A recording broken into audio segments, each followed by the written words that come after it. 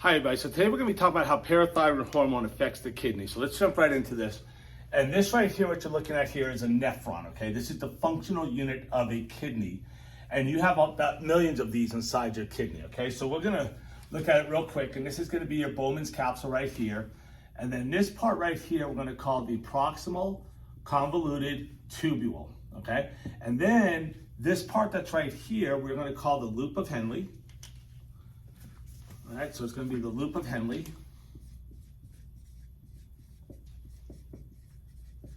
And then right here, we're going to have the thick ascending limb of the loop of Henle, okay? Over here, we're going to have the distal convoluted tubule. That's over here. And then this over here is going to be the collecting duct. So what's going to happen now is normally the glomerulus is going to be right here, and I don't have it drawn. And then you're going to have a filtrate come into the Bowman's capsule, and then it's going to go through the proximal convoluted tubule, through the loop of Henle, through the distal convoluted tubule, and then it's going to go out through the collecting duct and eventually go on and be excreted in the urine, okay? So we're going to look at this in two different ways. And one, we're going to look at phosphate and how parathyroid hormone affects phosphate, and also how parathyroid hormone affects the reabsorption of calcium. So for phosphate, most of that's going to occur in the proximal convoluted tubule. So what I'm going to do now is we're going to take a little cross section of our proximal convoluted tubule. I'm going to pull this out and I'm going to put it right over here. So let's move this so it's right there, okay? And now, this is the part that the filtrate is going through. The opening in this tube is called the lumen. So this is going to be the lumen that's right here. And again, this is my proximal convoluted tubule, and this is the lumen. Okay, so I'm going to have stuff coming in here. Now, the way that phosphate usually travels inside the lumen is in two different forms. It can travel as H2PO4 negative, or HPO4 2 negative. So what's going to happen now is when we start to get an increase in the amount of phosphate, or even just phosphate in general, what's going to happen is we're going to have some co-transporters on here. So I'm going to draw a co-transporter, and it's going to look like this. All right, and this is the cell membrane here. This is the apical part of the cell membrane, right? The apical part is going to be the part that's towards the lumen. The basal part is going to be the part that's on the other side, and then you're going to have interstitial fluid down here. Or the interstitial space is going to be down there. So here's what's going to happen. To get this in, the first one that we're going to have of our co-transporters, I'm going to call the sodium phosphate 2A. So that's my sodium phosphate 2A co-transporter. Okay, and here's what's going to happen. Is my phosphate, we actually call this a divalent phosphate. So my divalent phosphate is going to enter into here. But in order to enter into here, it's called a co-transporter, so something else has to come in. I'm going to have 3 sodium come in with this. Now, if you look, this has a charge of -2. And I have 3 positive charges coming in. So if I have 3 positive charges and 2 negative charges, basically, I'm going to end up with an overall charge of +1, right? Because 3 minus 2 is a +1. So I'm going to have a +1 charge. Because I have that extra charge in there, right? And I'm just going to draw it as a plus. Because I have that extra positive charge, that's making the inside of this slightly more positive. So we call this electrogenic. Okay, so this is electrogenic, okay? So now, that's one way that I can have phosphate enter. Another way is I could have another co-transporter, and this co-transporter is actually more important to human beings. Okay, we have both, but this one actually plays a slightly bigger role. And we're going to call this the sodium phosphate 2C co-transporter. Okay, so sodium phosphate 2C co-transporter. And then what's going to happen is my HPO4 2 negative is going to come in here also, but again, it's a co-transporter. But this one only needs 2 sodium ions to come in. So now I have 2 coming in. So if you look, I have 2 positive charges, I have 2 negative charges. So this is electroneutral. This is not going to change the inside of this. So this is going to end up being electroneutral. And again, this is all happening under normal circumstances. So it's electroneutral. This is going to be electrogenic, right? Let me make that a little bit better. Now, there's one other one too, and we're going to draw this one right up here. And now this is called a monovalent. This is a monovalent phosphate. So what's going to happen here is this is going to have a co-transporter that we're just going to call PIT2.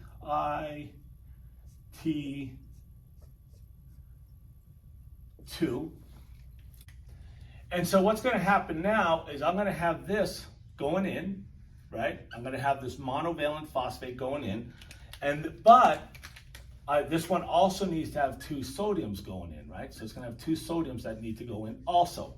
So now, if you notice, we have 2 positive charges, but the 1 negative charges. So this one is also going to be electrogenic. Okay, so now let's take a look now. What happens if we're having too much phosphate? So what happens if we're having too much phosphate is we need to decrease the amount of phosphate being absorbed. Oh, really quick. So these are going to come across, and they're not quite sure how, but my phosphates are going to leave and go into this area down here, which is basically an interstitial space, or going to go into the bloodstream from there, okay? So they're going to cross the cell and then they go out. So let's take a look now what's going to happen if we have too much phosphate. So now I want to decrease the amount of phosphate that's occurring. Well, what I'm going to do is I'm actually going to get rid of these. So you have some receptors here on this cell membrane, okay? And these are G protein coupled receptors. So they're going to go across the they're going to cross the membrane 7 times. So there's 1, 2, 3, 4, 5, 6, 7. And this one we're going to is a G stimulatory receptor. And I'm going to draw the other one over here. And this one I am going to make, here it is right here. It's also a G protein coupled receptor. 1, 2, 3, 4, 5, 6, 7. And this is going to be attached to GQ protein, okay? So now, here's what's going to happen is when my phosphate levels get too high, I'm gonna have my parathyroid hormone released, right? Parathyroid hormone, which is gonna come from the parathyroid gland, which is back on the back of the thyroid. And it's going to bind onto these receptors. So really quick, what we're going to do is these receptors are known as PTH1R receptors, okay? And this is a PTH1R receptor also. So now when this gets on there, it's going to activate the G stimulatory protein. This is going to activate the GQ protein. And what's going to happen now, I'm not going to go through the whole thing, but this is going to then go down the membrane. It's going to go to adenocyclase. Adenocyclase is going to convert ATP into cyclic AMP. And eventually I'm going to end up with protein kinase A. And over here, what's going to happen is this is going to go and it's going to activate a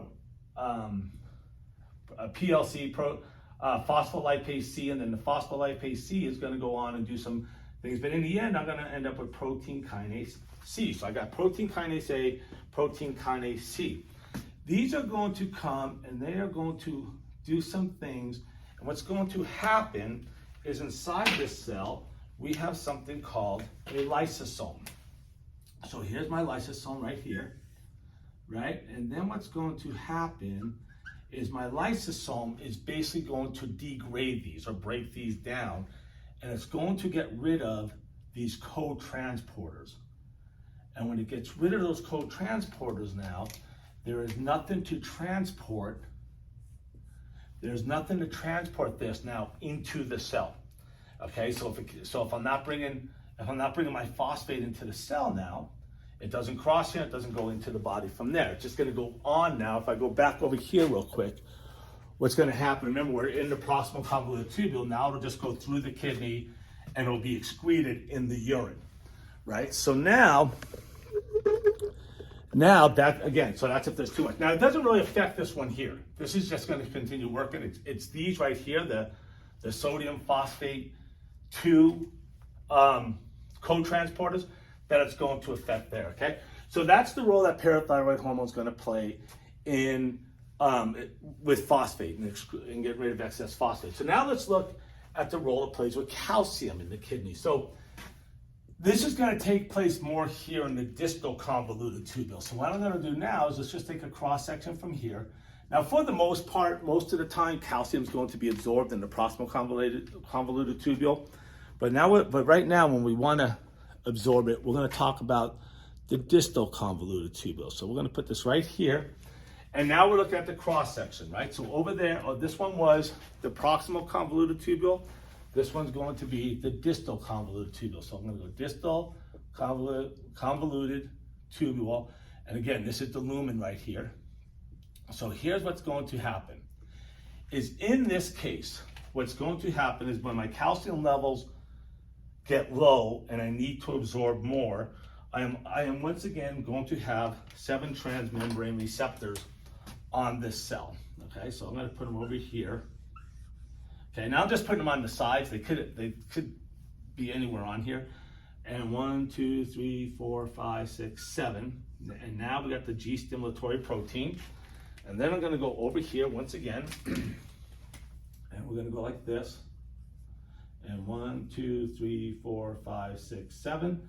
And this is my GQ protein right there. It's going to do the same thing. Eventually I'm going to end up with protein kinase A and protein kinase C.